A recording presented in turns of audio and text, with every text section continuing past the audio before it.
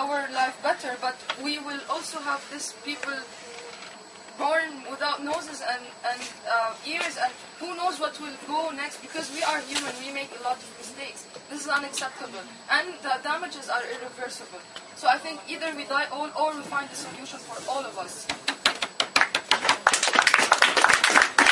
As we go through an attack on the proposition, can we have one final question directed to the opposition? I'd like to recognise the gentleman in the grey shirt.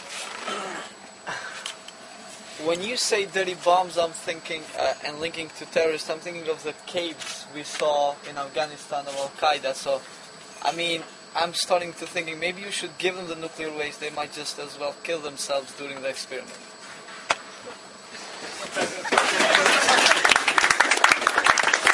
Okay, so now we move on to the final phase of the debate. We have 2 4-minute reply speeches, where there will be no points of information. Then after these 2 speeches, you guys get to vote. So start thinking about who's persuaded you more. And the first reply speech we have from the opposition. So it's my pleasure to call upon Manal.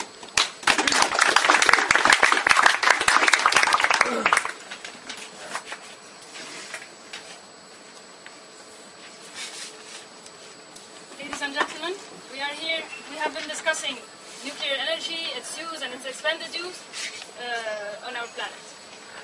I am here to to sum up the whole discussion. I will start by presenting the 3 points of clash that we have had throughout the discussion.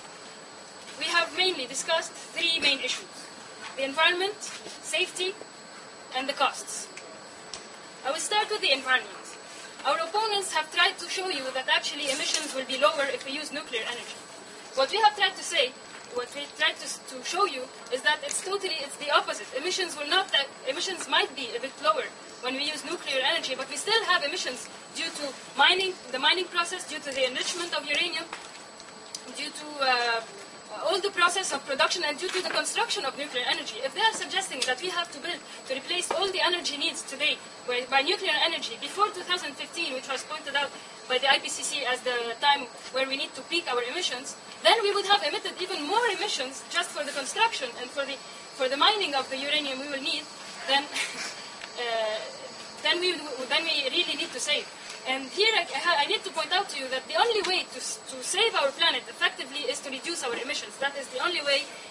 It is to reduce our consumption and to increase our energy efficiency, the efficiency of the energy we are using. To change our behavior, the government has to think of of taxes and subsidies that will encourage our more efficient use of energy, both in the private sector and in the public sector.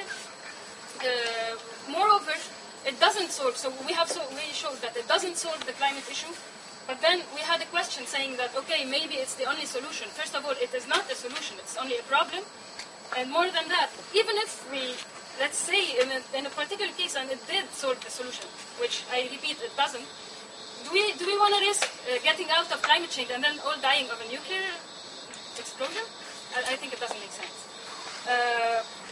Then we have also we should mention the wastewater, and that the water is going to be highly impacted and highly unusable, and this is going to be even worse in the south than in the north, which brings me to the justice issue that I will tackle later.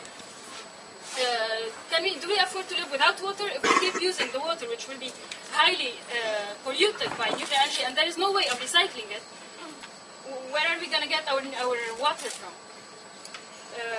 Which brings me to the safety issue. We have proved that accidents still happen, even after Chernobyl, which was a major disaster. And as our friend pointed out, it was really a huge disaster that we cannot just ignore and say it was a minor incident. It was a big accident, and accidents still can happen. We have to take into consideration that terrorism is a threat, is a global threat today, and it can always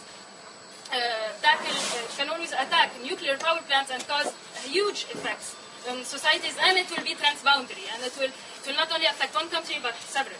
We also need to think of justice between the North and South. The South cannot afford nuclear energy today. How are we going to give them the money? We showed also that it is very expensive to build and to enrich and to get the uranium, and we didn't even think of the demand that will increase and the prices that will increase, so the cost will even increase even more. We also think of justice between generations, for future generations. We say that we will put the waste underground, but then who will deal with it 1,000 years later? It's going to be the future generations that will have to deal with it. Just to conclude, we have proved that actually nuclear energy is not a solution, it is a problem instead, so we don't want to try to solve a problem by another problem. We need to think of other ways, which are energy efficiency, which are the reasonable use of renewable energies connected by a grid throughout the world, and this will decrease our dependency on countries and on certain material. Thank you very much.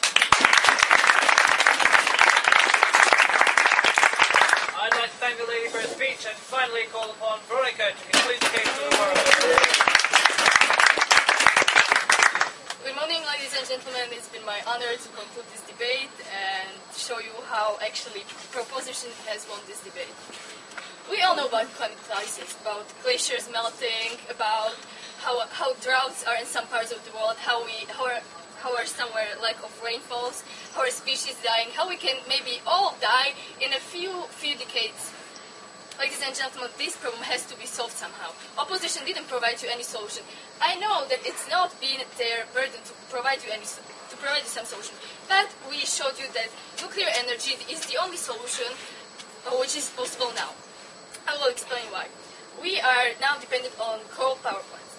They produce the majority of energy we need. If we wanted to replace coal power plants with renewable energy, it wouldn't cover all the amount of energy we need right now.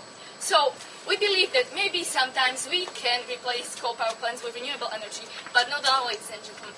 The only way how to solve the problem of CO2 emissions are nuclear energy, because they are the only one who can provide us with such amount of energy we need, and also having no CO2 emissions. As we stated in our first argument, it is a clean energy which emits almost no carbon dioxide.